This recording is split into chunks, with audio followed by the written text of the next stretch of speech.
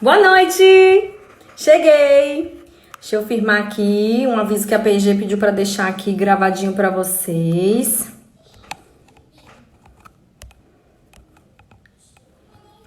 Vão entrando, fiquem à vontade. Hoje será um papo muito bacana com a Letícia. 200 4704.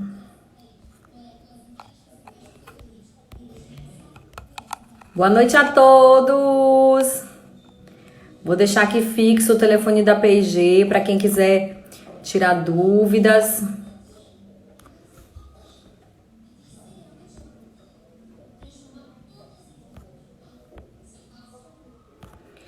Eu acho que eu não sei fixar. Eu esqueci de apertar nos 3 pontinhos, né? Deixa eu botar aqui de novo. PG Saúde. Peraí, viu, gente? É muita coisa ao mesmo tempo eu fazer. 71 200 4704.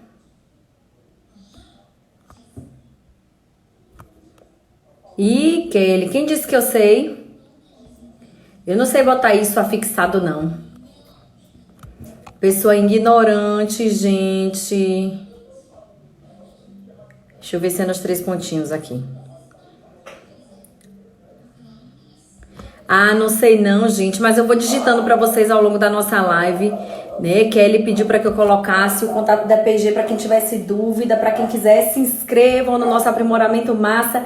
Vocês estão vendo coisas maravilhosas que estão surgindo aí na PG, já viram o curso de funções executivas que eu vou fazer com o Cássio em julho?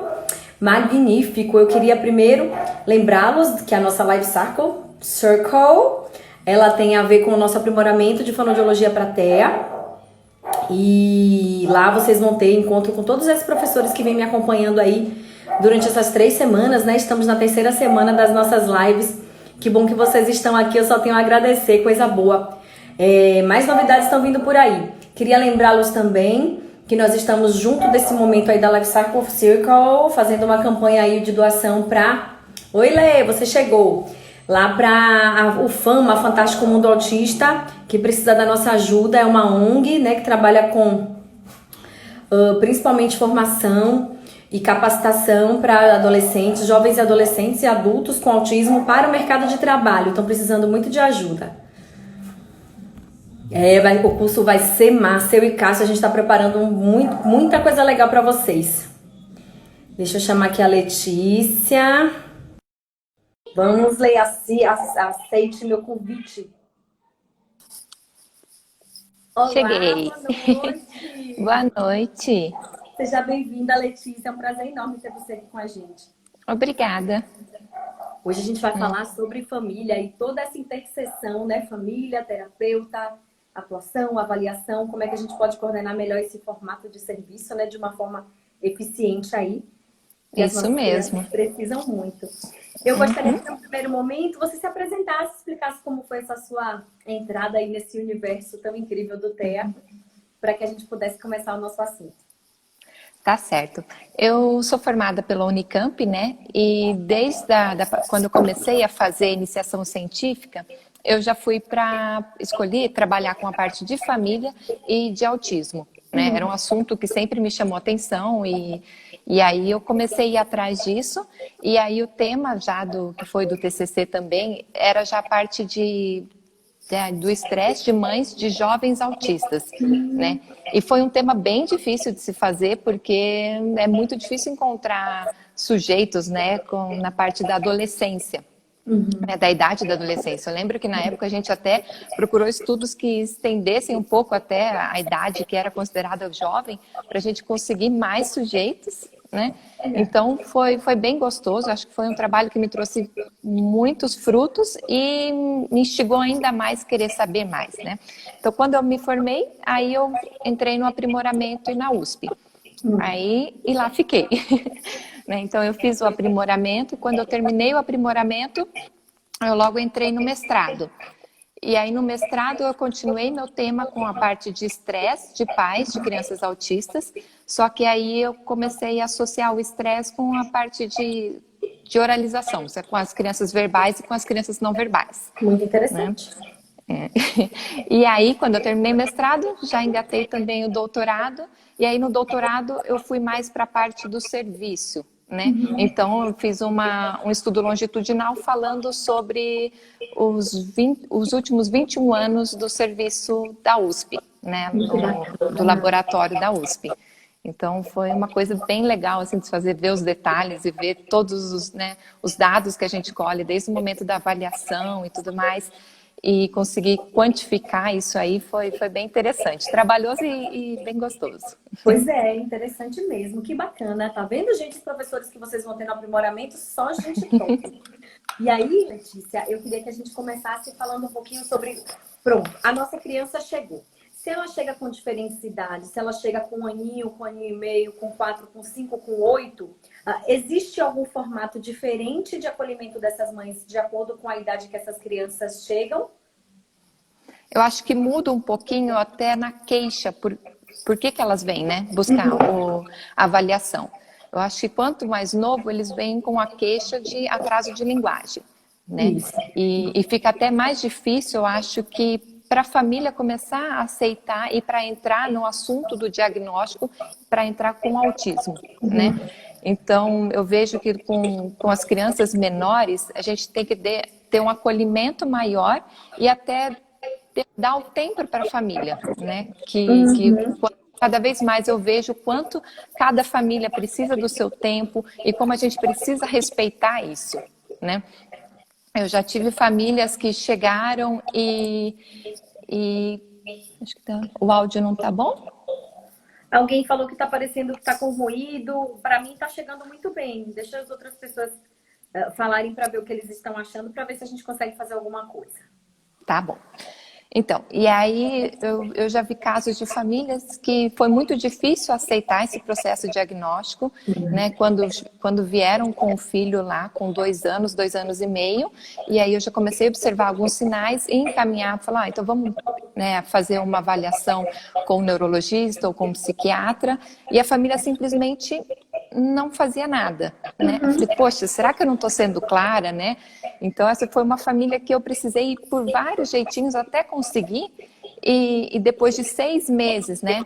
Assim, a família continuou fazendo o processo terapêutico comigo, né? A gente estava fazendo avaliação e tudo mais, mas cada vez que eu pontuava um sinal, eu falava, é importante a gente buscar uma avaliação maior, ele tem algumas características. A mãe não respondia, não falava nada.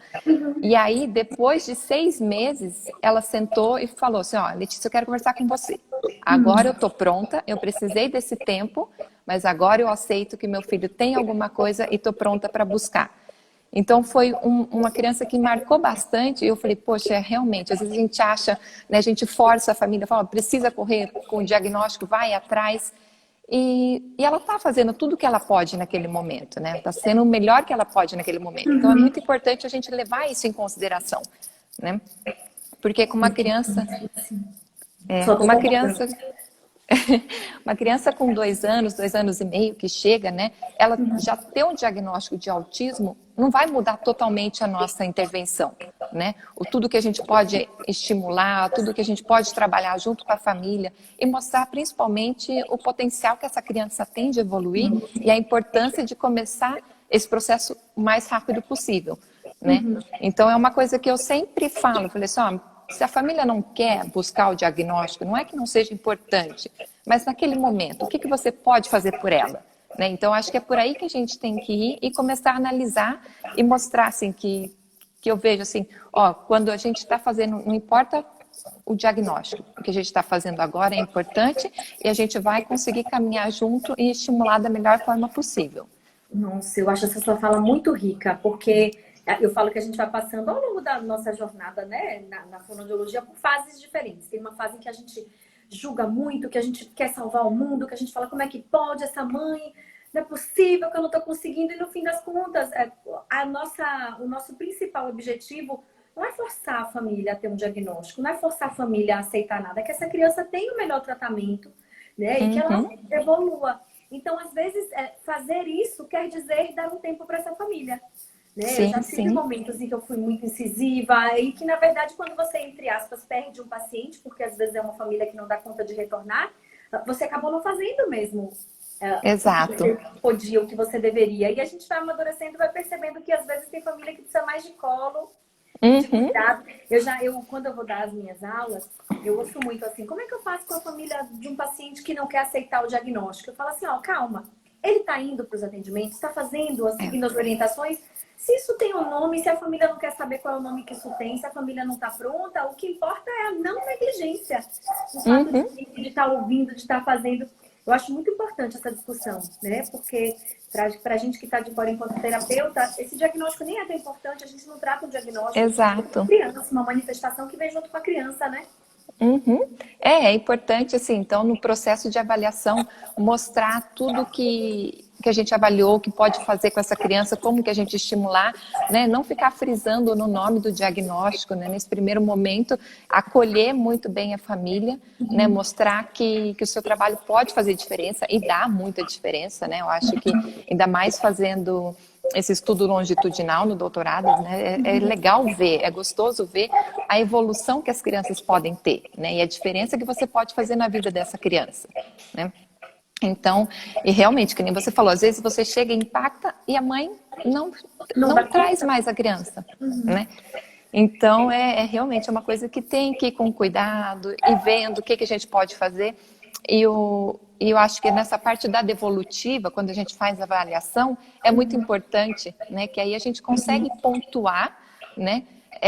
Como a gente não pode fechar o diagnóstico como fonoaudiólogos, né? A gente coloca as características e mostra e fala, ó, eu consigo trabalhar aqui, eu consigo estimular aqui, né? E daí você traça com essa família os objetivos, né? E o que eu Sim. gosto bastante de fazer com os pais, né, tanto na anamnese como na devolutiva, é ouvir quais são os objetivos deles, o que eles querem, quais são as queixas deles, né? E acho que isso é importante para a gente pontuar também na hora de colocar no relatório, também colocar o que eles acham importante e mostrar como que a gente pode trabalhar as duas coisas. Muito importante, porque às vezes o objetivo da gente é diferente do da família, né? Com A gente está certeza. cheio de planos, aí eu já aconteceu em algumas circunstâncias, falei assim, mas não era isso que eu queria, é tal coisa, é isso que atrapalha a minha vida, é isso que incomoda. E não há por que a gente não adequar as questões, mostrar para a família a importância do nosso objetivo terapêutico e ao mesmo tempo acolher e adequar para que a gente possa também, né? Porque se for uma família que estiver sobrecarregada, não estiver motivada para o processo terapêutico, quem perde é a criança, né? Sim, é isso Motivação é mesmo. tudo. Aí a gente está falando de anamnese, né? Vamos começar do início, a importância dessa avaliação, nesse primeiro momento. Como é que você direciona um pouco? O que é importante a gente colher nessa anamnese? Como é que é esse processo de avaliação? Quanto tempo mais ou menos ele dura? Quais protocolos vocês utilizam? E aí a gente já entra na análise do perfil funcional. Então, a parte da anamnese eu gosto de fazer sempre muito aberta, né? Até para não ficar aquela coisa fechada e para a mãe ter que seguir, né? E aí a gente vê de tudo, aquela mãe que gosta de uma coisa bem seguidinha e aquela mãe que gosta de falar, né? Então, acho que quando a gente deixa uma anamnese aberta, fica mais fácil para conduzir, dependendo da família que a gente tem ali, né? E da demanda que ela tem naquele momento. Então, a duração da anamnese, do início da avaliação, varia bastante, né? Tem aqueles pais que chegam falando pouco, então eu já começo, eu faço algumas perguntas básicas e já vou para o chão com a criança para brincar e durante a brincadeira conversando com os pais, pegando alguns pontos, né? Um monte de gente às vezes pergunta para mim, fala, mas você guarda tudo na cabeça, você não vai anotando? Eu falei, preciso fazer, né? Porque se eu ficar com o papel ali, eu perco muita coisa do que eu estou fazendo com a criança também. E no momento que eu estou com a criança, eu já escolho alguns objetos que podem trazer algumas informações a mais, né? Então, eu coloco umas brincadeiras e vou vendo como ela responde e vou perguntando para a mãe algumas coisas importantes e até vendo a percepção dela em relação a algumas coisas que eu estou fazendo, mas sem pontuar, né? Sem, claro, não fazendo, ó, você viu que ela não fez isso e você falou que ela fez, né? Então, eu vou ouvindo, vou acolhendo essa mãe e também vou analisando sobre o meu ponto de vista, né? Então, e aí essa anamnese normalmente eu faço em uma sessão, no máximo em duas, com já início de interação com a criança. Então, eu já começo a interagir com ela. Daí, na segunda consulta, eu sempre costumo fazer o ABC, né, com os pais. Que eu acho, até quando os pais chegam com a queixa de atraso de linguagem e nem suspeitam, né, que pode ser um caso de autismo, eu gosto de aplicar para ter uma visão do que os pais veem e do que eu já observei do que essa criança faz. Né? E o que eu gosto dele também é que ele já começa a nortear um pouquinho sobre, opa, por que ela está me perguntando isso? Né? E você, e aí é uma dúvida minha, você aplica o ABC com as famílias no seu consultório ou você envia para eles responderem, trazerem depois? Você tem alguma coisa que norteia um pouco essa sua escolha? Não, eu costumo sempre, o ABC eu faço pessoalmente, né? Às vezes, a anamnese eu colho o básico e depois mando uma mais padrãozinha para pegar todos os dados e não perder tanto tempo com outras informações que naquele momento eu não preciso, né? Mas que são importantes. Então, a anamnese eu mando completa depois para ela, mas eu faço uma anamnese aberta no momento. Mas o ABC eu prefiro aplicar porque tem algumas questões que são difíceis de interpretar, né? Então, que precisam explicar o porquê que eu estou perguntando, ou dar um exemplo daquele comportamento para que a criança saiba analisar melhor. Né? E também tem a questão da pontuação, que eu percebo, né, que os pais eles começam a ver o padrão das perguntas e eles mudam o padrão das respostas, né? Então, o ABC, eu gosto de também ver isso, porque ele tem às vezes que o sim pontua e tem às vezes que o não pontua, né? Então, é isso que eu acho bem legal do teste, e aí eu vou balanceando e também batendo um papo com os pais. Como ele é longo, às vezes eu não termino numa sessão, eu faço um pouco e depois continuo no outro. Então, depende, acho que vai, mas eu costumo, essa é uma coisa que eu não abro mão de fazer pessoalmente. Eu fazia, mas aí às vezes já saiu tanta confusão de marido brigando com mulher, dos dois saíram lá chateados um com o outro. Aí eu falei, eu só vou fazer o seguinte, eu explico como funciona, que não é um protocolo de rastreio, é importante que a gente pense que, mas ele só faz uma de vez em quando, só quando tá assim. Eu falei, mas chegando que a gente discute. Aí eu mando eles levarem para casa e na semana seguinte a gente senta para discutir as respostas, porque realmente tem questões que são mais complicadas, né? Não, e quando dá isso de briga no casal que concorda ou não, aí vocês falam, não tem problema, eu só faço o asterisco, eu não vou né? Porque a gente já passa, porque tem situações bem embaraçosas, né? Tem muita gente aqui querendo saber onde encontra. Vocês podem me pedir lá no meu Instagram, no Fono Juliana Rocha ou no da Letícia. A gente dá as orientações, tem muitos artigos que falam sobre, a gente envia para vocês. E aí vamos para avaliação, né? Pronto, aplicamos o ABC que serve para diversas coisas. O pessoal tá falando ABC é porque eu falo ABC e já me ouviram falar. Entendi. Ai, gente, eu sou muito brasileira. Aí vamos para a anamnese, para a questão da avaliação. O perfil funcional da comunicação, eu costumo dizer, eu aplico para crianças muito bebezinhas, até crianças bem velhinhas, até adultos. A gente consegue, né? É um bom recurso, um ótimo recurso. E fala um pouquinho como é que você aplica. Eu acho muito importante falar principalmente quais são os objetivos. Eu falo muito tanto que ele me estrutura para o planejamento terapêutico. Tanto que um ato que está ali, eu gosto de uma frase que eu descobri que é de Kant. Eu não falo igual a Kant, Emmanuel Kant. Mas eu falo assim, quem não sabe o que procura não valoriza quando encontra. E às vezes uma função comunicativa que está ali na minha frente, mas eu não estou valorizando porque ela é pouco comunicativa, eu não percebo que ela pode ser o gatilho para eu transformar ela ou buscar uma função comunicativa. Então acho bacana a gente falar um pouquinho dele aqui, né? Eu acho que a gente poderia passar mais de uma hora, né, falando só dele, porque ele realmente, eu gosto muito, e ele é um pouco trabalhoso, né, quando a gente fala, dá trabalho a gente aplicar e analisar, mas as informações que ele traz é muito importante, principalmente na avaliação, né, eu acho que até o ato da gente filmar, né, dessa filmagem de 15 minutos, né, então, e depois analisar tudo, dá um outro olhar pra gente, né? Porque às vezes a gente perde alguns momentos da criança, que a gente está ali tentando pegar vários momentos, estimular várias coisas, e às vezes a gente até corta a criança, fala por cima dela, sem ver até na linguagem não verbal. Né? Eu falo que a melhor coisa da vida é se filmar, né? O tanto que a gente pode se observar enquanto terapeuta, e o quanto a gente olha e fala, não acredito que eu fiz aquilo naquela hora. Exato. E aí, então, eu faço nessa filmagem de 15 minutos e depois eu analiso, assisto, né? Então, conforme a Fernanda, né? Seguindo o protocolo da Fernanda, analiso os 5 minutos, que eu considero como os mais interativos, e vou vendo as funções comunicativas que mais aparecem, não, que aparecem naquele lá, vendo as porcentagens. E como eu uso ele? Então, vendo as funções que aparecem ali, o que que ele mais tem, o que que poderia ser mais estimulado para ele começar, que essa criança tem capacidade, né, de utilizar desses atos comunicativos. E eu também acho muito legal para a família entender o que que falta, né? Então, eu acho que a parte mais legal do meu relatório são os gráficos que eu consigo fazer com o perfil funcional, Falo né? sempre. Você utiliza com a família também o checklist do Sim, profissional?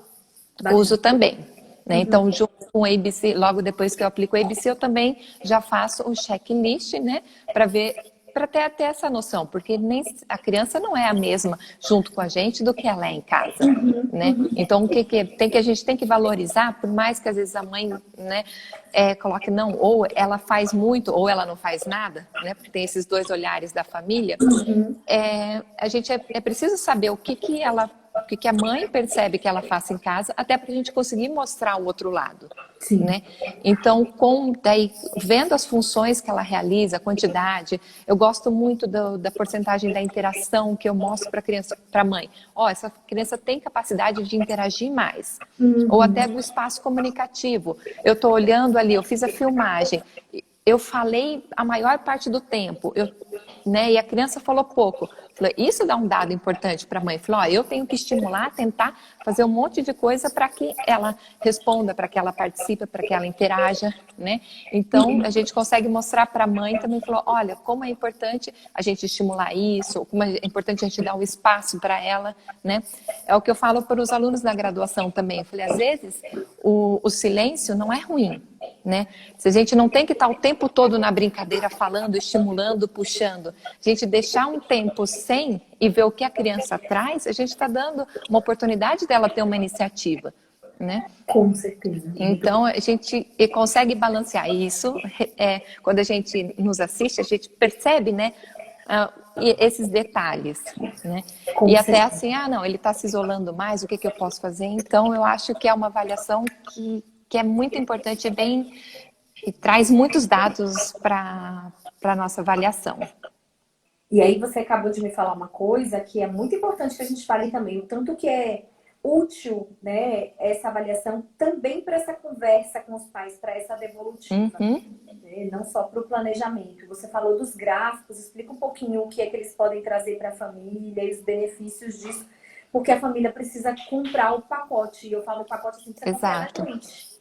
Precisa de confiança, a gente vai mexer com hábitos, né? Vai mexer com questões importantes e é muito difícil mudar hábitos. A gente só muda se realmente a gente tiver um motivo para isso, né? É muito difícil tanto mudar hábitos quando perceber que eu sou um pai invasivo, que eu sou um pai que não dou espaço, é muito complicado.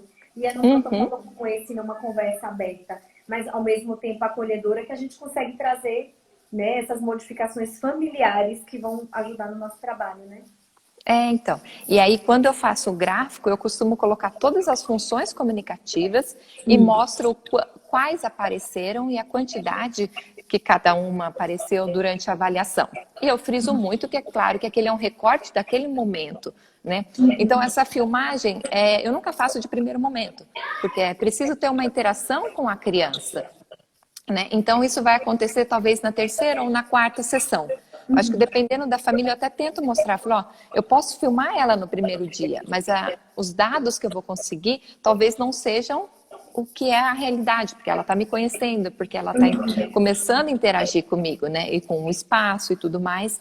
Então, eu costumo fazer mais ou menos na terceira sessão essa filmagem, e aí quando eu mostro para os pais, eu falo, claro, é um recorte, vocês me mostraram que elas fazem outras coisas em casa, mas no que eu observei aqui, né, foi isso, né? E aí eu tento mostrar, é claro, por exemplo, vem uma criança com 2, 3 anos de idade, né? Vai dar narrativa 0. Eu falo, ok, eu não espero que tenha narrativa.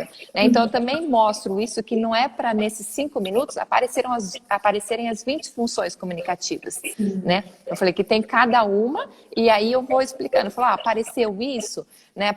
Apareceu muito performativo.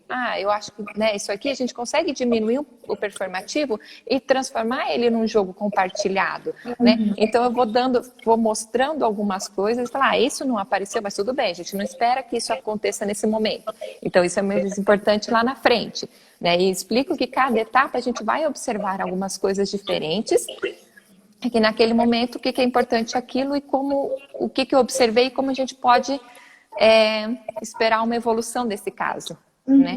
E aí, quando eu refaço essa avaliação dali uns 6 meses, mostrar para os pais as diferenças é muito legal, né? Eles gostam disso e ajudam, porque eu acho que sem essa parte, né, dos gráficos, você fala, eles não entendem o que você está falando. É legal pra gente, tem horas que eu vejo gráficos e falo, meu, que legal, nem eu tinha percebido tantas modificações. Principalmente quando o paciente está com a gente muito tempo, muitos anos, aí quando você vai ver uma função a mais, é muito gostoso pra gente também, mas não para os pais. E aí, conta pra gente um pouquinho a sua experiência com essas famílias, né? Tanto exemplos bem-sucedidos, quanto exemplos que foram difíceis de serem trabalhados, não pela criança. Eu falo que às vezes a criança tem uma possibilidade maravilhosa, mas se essa família não está apoiando a gente, se essa família não cumpre a ideia do processo, né? E se não compartilha com a gente as experiências que eles estão tendo em casa, o quadro bom acaba não estando, né? Não nos mostrando um prognóstico tão bacana assim, né? Sim. Então, eu tenho famílias assim que passaram, né, ficaram comigo 3 anos e em nenhum momento conseguiram aceitar ou bater de frente com essa ideia do autismo. Não, meu filho é autista, né? Mas era uma família que tudo que eu pedia, eles faziam, né? Então, é aquilo que a gente estava falando no começo. O que é importante? É claro que eu acho que depois de 3 anos, é importante a família começar a aceitar, né? Mas essa criança estava evoluindo tanto e os pais estavam, né? Quando eu pedi, tá vendo isso? A gente pode estimular isso dessa forma ou fazer isso. Eles faziam. Agora eu acho que é legal entrar com os psicólogos trabalhando em casa. Aceitaram colocar os psicólogos trabalhando em casa para ajudar na dinâmica familiar, né? Então, e aí tudo que eu ia fazendo, então eles topavam. Então era uma família fácil de trabalhar, mas em nenhum momento aceitou o diagnóstico. Então teve um momento que falou, ok, Letícia, como que a gente vai trabalhar? O que a gente precisa para trabalhar, né? Então foi meio que assim, não toca nesse assunto, mas vamos, né? Então é um jeito, né? Eu falei assim, um pouco, você fala, tenta aos poucos, lidando e mostrando, mas também era uma criança com um autismo bem leve, né? Então, mas assim, eu lembro que eu acabei dando alta para essa criança, que evoluiu bastante, assim, uma gracinha. E nos últimos 2 meses eu estava fazendo uma sessão por mês, porque a família queria manter um vínculo, né? E aí eu conheci a babá nesses últimos 2 meses dessa criança, e aí a babá me chamou um dia de canto e falou, Letícia, ele tem autismo, não tem? E aí eu falei, ele tem. E os pais nunca falaram nada. Ela falou, não. Ela falou, não, é que eu estou estudando pedagogia e eu estou vendo algumas coisas, né? E aí eu falei, poxa, né? Então a noção que eu tinha, que a família já estava aceitando um pouquinho mais, eu vi que não, porque não foi uma coisa que eles abriram, uma pessoa que eles trouxeram para dentro de casa para cuidar do filho deles, né? Então, é um caso que eu falo assim, poxa, poderia ter abordado diferente, né? Mas também eu tenho casos de família assim que eu acho que está ficando até mais claro com o teleatendimento, no qual a gente pode estar um pouco mais próximo e a família não está próxima, né? Então, pode falar. Você me traz uma coisa bacana que assim, eu acho que nos pacientes com autismo leve, às vezes isso se intensifica, né, essa dificuldade de aceitação. Eu tenho um paciente que ele chegou para mim, o diagnóstico dele foi com 11 anos, tal, mas é um menino de altas habilidades. E a família nunca conversou com ele sobre isso. Nunca conversou com ele sobre o autismo. E a mãe chegou para mim e falou assim, eu não toco nesse assunto perto dele, que ele participava dos processos todos, porque ele não sabe. E aí eu fui falar com ela, um menino tão esperto, tão inteligente, como assim ele não sabe? Ela, não, a gente não conversa sobre isso, isso é um tabu dentro de casa. Eu falei pra ela, disse, ó, eu não acho que você deva chamá-lo, sentar na frente dele, no computador na sala e falar assim, ó, vamos ter uma conversa, você é autista. Uhum. Mas eu acho que as coisas precisam ter um pouco mais de naturalidade, né? Então, nem série, se aparecesse um filme, uma série, ela não deixava ele assistir e tal. Eu falei, por que você não senta com ele, sugere uma série e vocês vão aos poucos tocando nesse assunto? E ela foi se abrindo e ela fez, né? Era nas férias, ela aí decidiu sentar para conversar com ele. Passou atípico, ela disse, ai, que tal a gente assistir? Ele falou, ai mãe, esse menino parece comigo, e pronto, conversaram sobre. Uhum. E aí ela me ligou tão emocionada, ela falava assim, que coisa boa que você me deu coragem de fazer isso, porque a gente inclusive começou a conversar sobre outras coisas, sobre assim, ele não descia para brincar com os amigos, né, com os colegas do prédio.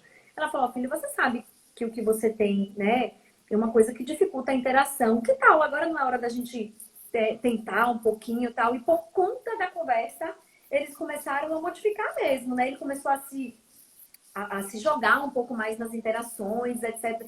E o tanto que uma família que está consciente e que não torna isso um tabu, torna o ambiente mais saudável também, né?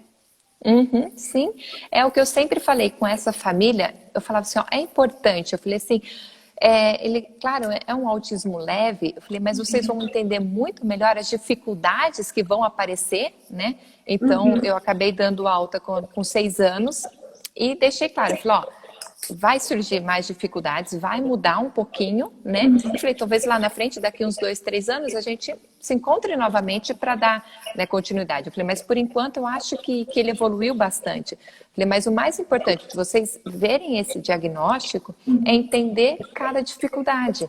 Não é uma criança que não quer fazer ou que é birra, ou, né? Eu falei, é importante, eu acho que para a família entender isso. Eu falei, ó, quando uma vez que você sabe o que é, fica mais fácil trabalhar como, né? Como trabalhar, né? A Carla Joane está aqui Então, perguntando como vocês trabalham as crises com a família. Eu não entendi, Carla, se são crises entre a família ou crises que a criança tem. Você pode especificar um pouco mais a sua pergunta, por favor? E aí você chegou a tocar no assunto do teleatendimento, né? Como é que sim. tá para você essa experiência? Não, tá sensacional. Eu acho assim que eu tô me divertindo muito e eu tô conseguindo assim uma aproximação da família muito maior, né?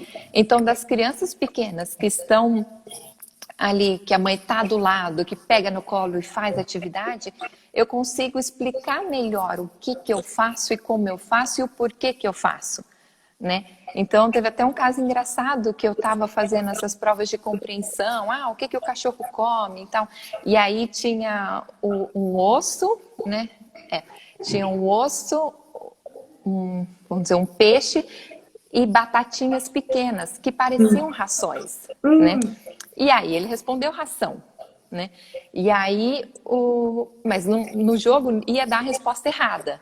Eu falei, é verdade, ele pode comer ração, mas aqui ele vai comer o osso. E passou. E aí depois o pai pegou o celular e foi pro lado e falou, Letícia, você viu que o seu jogo tá mal formulado, não é? Falou, porque aqui em casa o meu cachorro come ração, ele não come osso. Então a resposta do meu filho tá certa. Aí... Então, sabe, você vê assim, que então, esse pai tentando defender, falei, não, ele acertou e você que não formulou direito a sua pergunta, né? E aí eu tentei mostrar, falei assim, mas qual que era o objetivo? Por que eu estava vendo, né?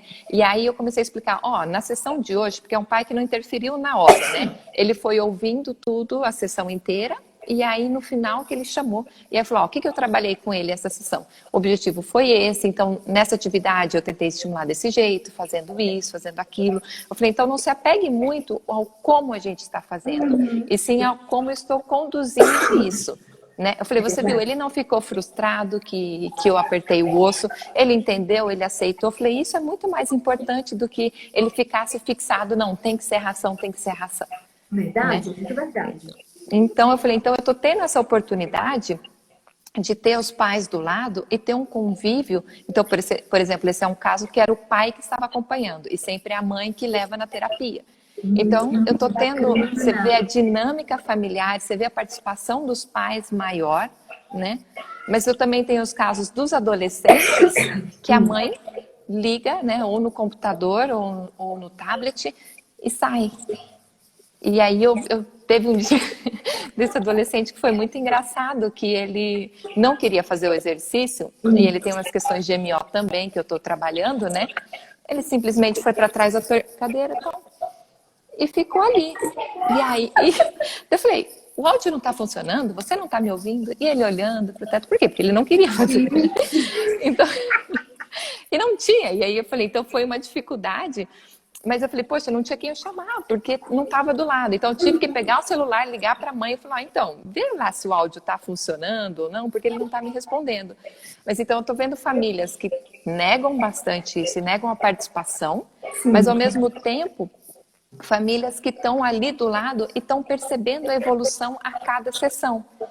E eu estou vendo que os autistas estão mostrando evolução até mais rápido do que os outros pacientes com o teleatendimento. Né?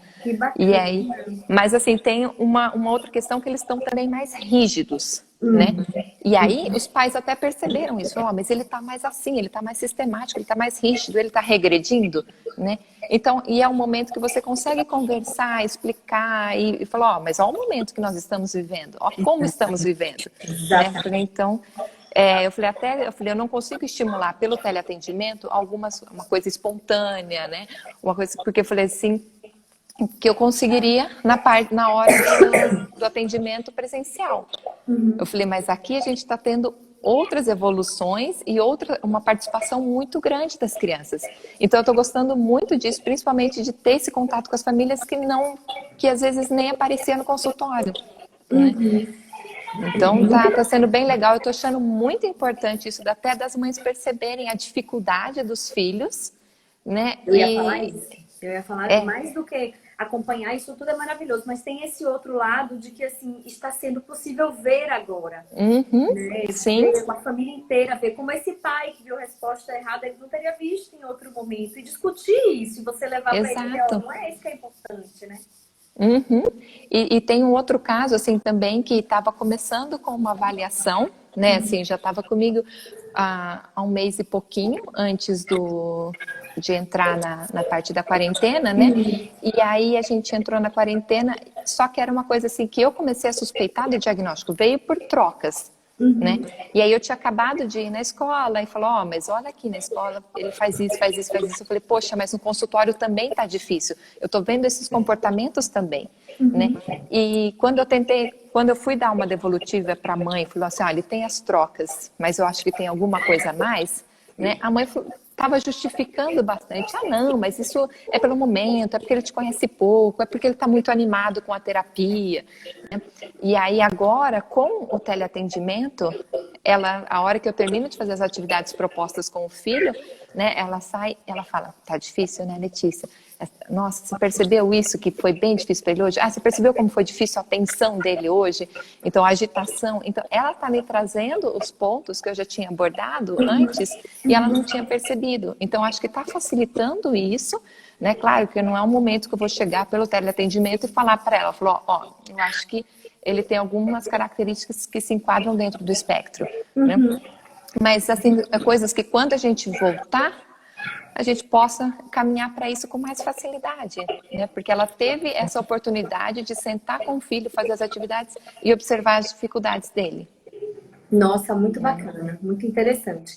E você está percebendo, assim, há uma diferença entre crianças menores e adolescentes? Tem algum quadro que é mais fácil do que outro? Quais são as dificuldades aí desse teleatendimento e as facilidades? Você usa algum aplicativo específico ou você que cria as atividades para cada criança? Não, eu estou usando muito o WordWall, que eu acho que tá bem legal essa rede, né, de jogos que está sendo criado lá pelos fonoaudiólogos, né? Então, tem muita coisa disponível, então, que facilita até a gente pensar nessa variação, porque no começo eu estava criando os jogos, eu estava numa estrutura, só que eles estavam começando a perder o interesse, né? Porque às vezes a gente faz uma coisa legal no PowerPoint, só que não é meu forte fazer jogos no PowerPoint. Então às vezes eu fazia alguma coisa no Word e na segunda semana já não estava conseguindo atenção. E eu acho que daí com alguns jogos na internet está chamando mais atenção, porque daí eles estão, né, conseguindo clicar, usar. Então eu vejo até o uso do mouse melhorando a cada sessão, né? Mas com as crianças pequenas, o que eu percebo? Que eu preciso estar uma coisa mais sistemática também. Eu preciso ter o jogo lá, eu vou trabalhar com isso, acabou, já preciso daquilo, porque senão eu perco a atenção. né? E aí, com os menores, eu tô fazendo 2 sessões de meia hora, ao invés de fazer uma de 45 Eu ia minutos. falar a mesma coisa. Tem visto funcionar quando as sessões são um pouquinho menores, aí pode fazer uma sessão a mais, né? Pra poder... Sim, porque senão o tempo de atenção é diferente, né? Eu acho que a gente tem que levar isso. Não é uma coisa do quadro, ele é uma criança que tem pouca atenção. Não, mas é uma criança, né? Exatamente. Eu tô Então, vendo isso com a minha filha. A minha filha chegou ontem, ela teve uma aula um pouco maior, de 1 hora e pouquinho. Aí ela, que aula enorme é essa? Minha mãe me libere. Eu falei, te libere o quê? Não vai terminar a sua aula, mas pra você ver que realmente 4 horas na escola é uma coisa, né? 1 hora inteira em casa é outra exato. coisa. Não, e eu me divirto muito nas sessões, assim, porque é uma coisa que deu. Um dia eu passo batom e falo, "Ah, hoje você passou batom, tá diferente." Ai, gente, que legal. Então tem. E aí, às vezes, quando a internet trava um pouco, ai, vai travar, eu vou ficar sem internet. Então, as reações são muito divertidas, assim, né? Então, eu acho que está sendo uma boa coisa ver nesse momento o teleatendimento, né? E o quanto que eu estou conseguindo estimular as habilidades comunicativas por meio do computador também, né? Você perguntou dos adolescentes, eles estão amando. Eu acho que o fato de não precisar ir pro consultório, ele falou, não, tá ótimo, eu não quero ir para a escola, eu não quero mais o consultório, assim, tá bom, né? Mas tem pacientes que eu passo a sessão inteira só vendo a testa, né? Eu fico, ai, eu não tô te vendo, né? Muda a câmera, baixa a câmera um pouco para eu te ver, né? Tá bom assim? Ah, agora tá melhor. Ai, que figuras. Então, e aí, falando, e como eu proponho jogos, eles estão propondo jogos também, né? Falar, o que você acha de na semana que vem fazer tal jogo? Né? E isso não observava no consultório. Então, eu acho que o acesso também no computador dá essa abertura para eles. Eu falei, então tudo bem, vamos pesquisar. E aí, só que o jogo que ele queria jogar era uma coisa que a gente ia passar 20 minutos dentro, tipo, de uma batalha, assim, por mais que a gente seria do mesmo time. Mas eu falei, mas quanto que a gente vai conversar durante esse jogo? Não, a gente não precisa conversar, né? Tudo que ele mais queria na vida é resolvido os problemas. Eu falei, mas a gente vai ficar aqui então, eu gastar a sessão inteira. Eu falei, qual que é o nosso objetivo aqui? Jogar? Eu falei, não, a gente usa o jogo para isso, não é? Eu falei, então, esse jogo vai dar para usar? Eu falei, você acha que a gente vai conseguir conversar? Um pouco só se a gente, né, que era tipo um jogo detetive, né? Eu falei, só se a gente desconfiar da mesma pessoa que é o ladrão, né? Eu falei, mas só nesse momento, né? Eu falei, são 20 minutos, né? Eu falei, acho que esse jogo não. Eu falei, vamos pensar em outro? E aí, eu falei, não. Flexibilidade, né? E foi uma coisa assim que eu percebi, porque daí ele fica, Eu falei, peraí, vamos conversar. Que outro jogo você conhece que dá pra gente usar a fala, que a gente vai trabalhando junto, que a gente vai conversando, né? Uma vez você joga, uma vez eu jogo. E aí ele até, não sei se vocês conhecem o Gartic, que é tipo uma imagem em ação, né? E daí só que por desenho. E aí a ideia é que dá para os dois conectares, entram na mesma sala e aí a gente... Não conheço, que legal. Esse é bem legal. E aí você estipula a categoria que você quer, né? Então hoje a gente jogou da parte dos objetos. Escreve aí pra gente o nome É um site ou é um aplicativo? Tem um aplicativo também e dá para jogar pela internet. Escreve aí que as minhas filhas vão adorar. Então, e aí é bem legal que dá para entrar com salas que já tem outras pessoas e você cria a própria sala, né? Então eu crio para jogar só nós dois, só que assim, a ideia é que uma vez que você tem tudo, que você sabe o que é, você só escreve. Então se você quiser jogar o tempo todo quieto, dá. Mas eu falei, então vamos brincar, tá só nós dois na sala, você me dá uma dica, você fala se eu tô perto ou não, eu falo, tal coisa? Ele, não. Falei, então dá uma dica, ou desenha. Eu falei, mas eu não desenho tão bem. Eu falei, tudo bem, desenha o que você consegue e dá uma dica a mais do que significa aquilo, né? Então a gente estava jogando com verbos e era o pular, né? Sim. Então, e aí ele até desenhou uns risquinhos, né? Eu falei, mas o que são esses risquinhos? É para dar a sensação de movimento, né? Então eu falei, a maneira dele explicar e tudo mais, eu falei, viu, é isso que eu queria, a gente conseguir jogar junto, trocar, fazer, né? Então, tá funcionando bem legal com os adolescentes. Ou até o Forca, né? Que é um jogo simples que eu faço ali no Zoom rapidinho, e aí a gente vai trocando e dando as dicas. Um jogo que eu tenho usado bastante com os adolescentes é aquele Quem Sou Eu? Que, né, dá só a Muito dica. Eu bom. falei, gente...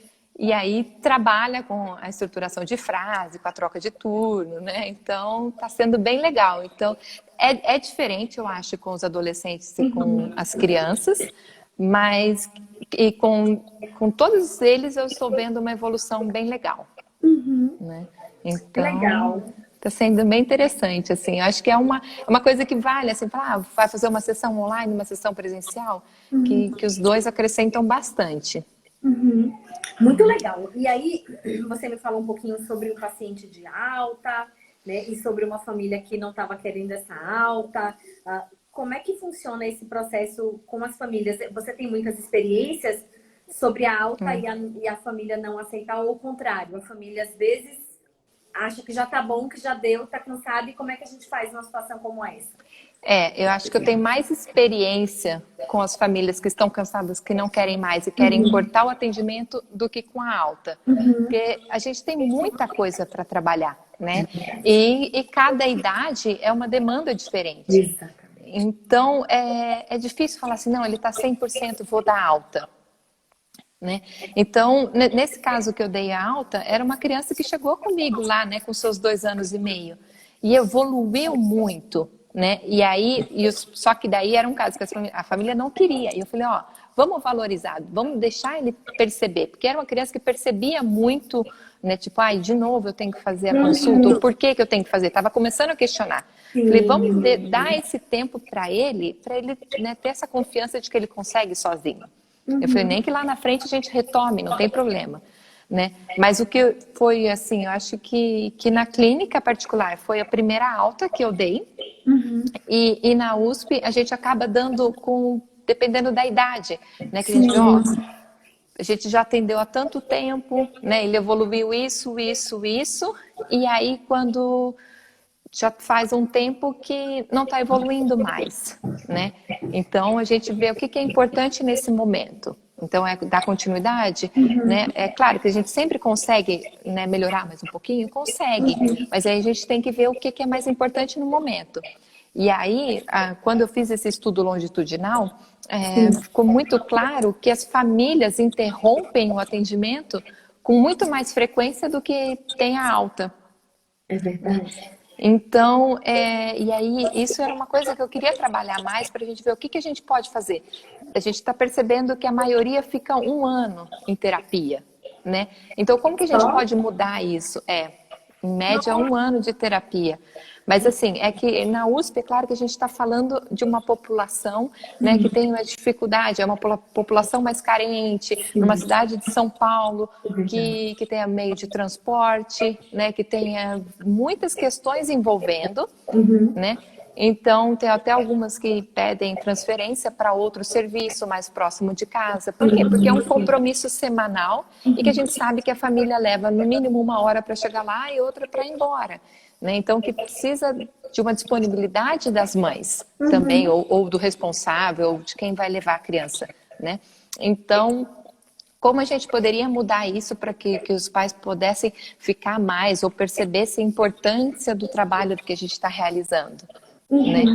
Então, e aí no estudo também que eu vi que a partir de 3 anos que a gente começa a observar um platô do desenvolvimento, depois de 3 anos de terapia. Então, também é um momento da gente pensar, falar, então é um momento da gente interromper e passar para outro serviço, ou mudar um pouquinho a dinâmica, o que a gente pode colocar para mudar, né? Um pouquinho mais para essa família. Bacana. Letícia, você tem experiência com grupos de pais?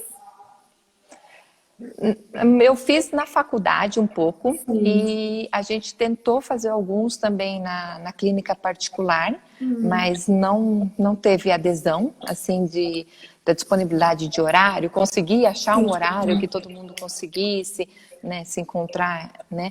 Na USP nós fizemos alguns também, mas aí tem vários terapeutas lá trabalhando, né, vários orientandos da Fernanda trabalhando, eu não fiquei responsável pelo grupo, né, mas eu acho que é uma coisa super bacana, né, mas a dificuldade sempre foi essa, porque como a gente tem lá 3 pacientes ao mesmo tempo, no mesmo horário. A gente tem 3 pais lá.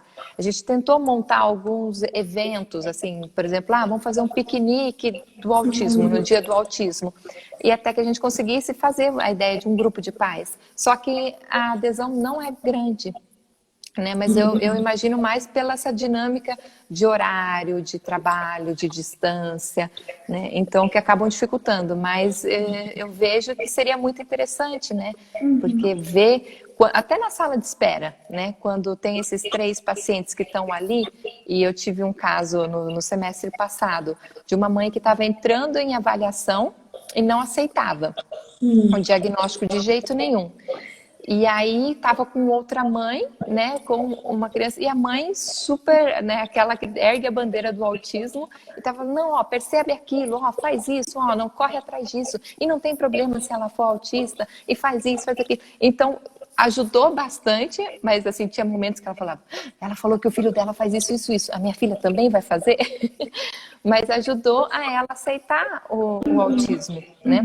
E essa foi uma mãe que está sendo bem legal a parte do teleatendimento, porque ela está do lado e ela, você vê o olho dela brilhar a cada conquista que a filha faz.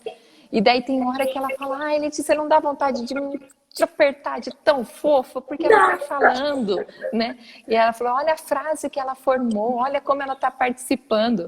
E é uma criança assim que as frases eram bem curtas e com muita estereotipia e estereotipia vocal, né? E agora eu tô conversando com a mãe, ela tampa a boca da mãe. Não, mamãe, agora é minha vez. Ai, que coisa Nesse mais nível. linda. E aí a mãe fala, oh. Eu falei, viu? Então, é gostoso perceber isso e poder mostrar isso. Né? Muito bacana. A Lobo Maria fala, muito legal ver como vocês se desdobram para continuar ajudando. Muito orgulho e admiração, né? Fácil não, né, Letícia? Não. A Valdecira falando, gente, como essa quarentena tem nos mostrado quão importante é o trabalho dos professores, dos terapeutas. Sim. E meu filho de 5 anos. É. Não, teve dessas mães de crianças pequenas que eu propus, né, vamos fazer 2 vezes na semana. Ela falou, por favor, porque eu não tenho mais criatividade. Falei, pelo menos eu sei que... Eu tenho mãe que fala assim, todos os dias, hoje todos os dias não, sem condição nenhuma todos os dias. Ela, então só 3, segunda, quarta e sexta, tá bom, segunda, quarta e sexta. Mas eu acho que tem sido bacana esse retorno, assim, da percepção da família, de que primeiro eles não dão conta de tudo e segundo, o quanto é importante o processo terapêutico, né? Sim. Tem família que tá muito preocupada de voltar logo, muito preocupada com a perda de habilidades. Aí eu ouço muito isso. Mas ele tá mais agitado, tá com muito mais estereotipias. Eu falei, claro, ele tá ansioso igual a todos nós, sentindo o que todos nós estamos sentindo. Ele está regredindo. Isso não é uma regressão, isso é uma reação normal ao mundo que nós estamos, né, enfrentando. Ninguém foi avisado do que estava acontecendo, nem eles, e para eles é um pouco mais difícil essa compreensão.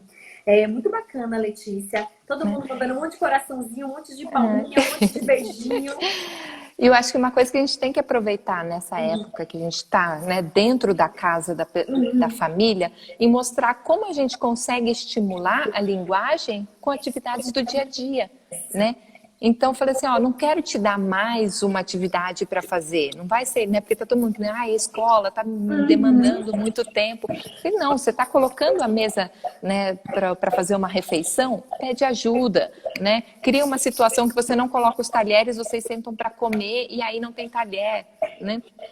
E ela fala, o que eu esqueci? Falei, são coisas simples, faz um suco, não coloca o açúcar. E a hora que você toma, o que faltou, né? Então a gente consegue trabalhar muitas coisas pequenas, assim, no dia a dia. Então acho que isso está sendo legal. E que vão ficar para essas famílias, não vão deixar de fazer porque a quarentena acabou. São atividades que vão acabar sendo absorvidas, o quanto que isso é bacana também, né? Eu falo que tudo pode parecer muito difícil, mas sempre tem um lado bom, sempre tem o que aprender, né? Com certeza. Eu estou o tempo todo tentando ver esse lado bom e falei, a gente tem muita coisa, lições importantes que a gente pode tirar disso, né? Letícia, muito obrigada. Foi uma conversa muito gostosa, muito deliciosa. Obrigada. Eu que agradeço. Em nome da PG, eu agradeço. A Kelly tá falando aqui, muito bom, meninas. A PG agradece mais essa parceria. Ficará tudo disponível no canal do YouTube da PG. Então, vocês podem olhar lá. Vai ficar aqui no IGTV também, para que vocês possam consultar qualquer dúvida. Letícia, fala o seu Instagram para o pessoal saber. O meu Instagram é LeCegerem, tudo junto, né? Ou procurar como Letícia Ser Gerente também aparece. Né? E Muito fico à bom. disposição para qualquer dúvida, podem me mandar por lá. Bacana. Eu vou colocar aqui de novo o telefone de contato da P&G. Nós temos muitos cursos bacanas que estão acontecendo. Tem o EFONO, que é um congresso virtual de fonoaudiologia. Tem o curso que a gente vai fazer de funções executivas e linguagem. Tem o nosso aprimoramento, que a Letícia é uma das nossas queridas professoras. Muito obrigada a todos que estão nos assistindo. Obrigada, Letícia, mais uma vez. Foi muito bacana. Eu que agradeço. Foi muito bom. Muito obrigada por todo mundo. Beijo Um a beijo. todos. Tchau, tchau. Tchau, tchau.